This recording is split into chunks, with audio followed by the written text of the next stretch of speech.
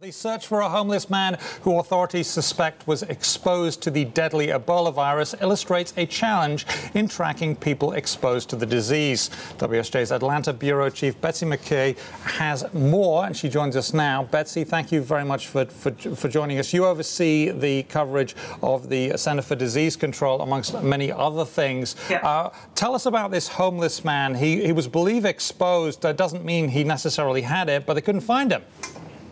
Right. He's a low-risk individual, they said, which means that they believe he had contact with him. Actually, what happened was he was transported in the ambulance, the same ambulance that Thomas Eric Duncan, the Ebola patient, was taken in. They don't believe that he was absolutely exposed to the Ebola virus, but he's one of 48 people who authorities are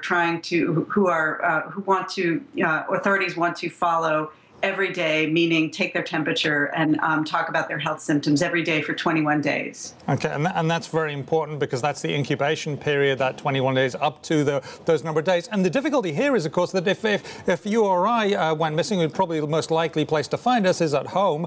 He's homeless, doesn't have a home, so they can't find him. What about tracking devices? There are obstacles to that, aren't there, putting tracking devices on people when they haven't committed a crime?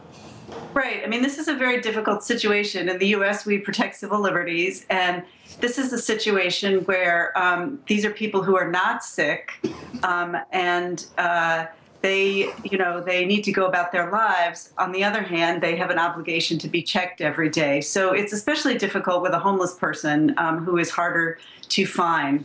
But what happens in situations like this, these laws and orders are used most often for tuberculosis patients, people who are sick.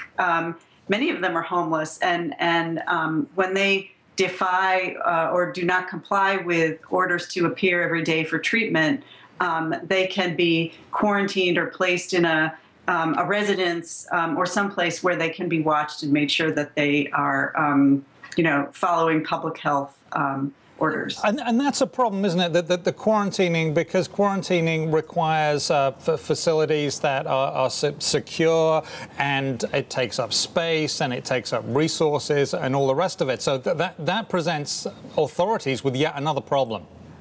Yeah, again, in tuberculosis cases, it's not unheard of for someone who doesn't have a home to be placed in a hotel or apartment for a period of time, and they're watched by police. I mean, it's, in extreme cases, you can do that. Some people have been jailed. But in this case, this is unusual, as was pointed out to us yesterday. This is unusual in that people are being quarantined and asked to follow orders who are do not have symptoms of a disease. And so it's an especially tricky case here. Fortunately, most of the people do appear to be following the request and are having their temperature taken every day. So, I mean, I think the thing that is most disturbing overall is, yes, this is a deadly disease, but people are being, some people are being quarantined. They haven't actually broken any law. There is no law that says, hey, you have to do this. You have no disease. So I guess there's going to be a lot of tension around that, isn't there?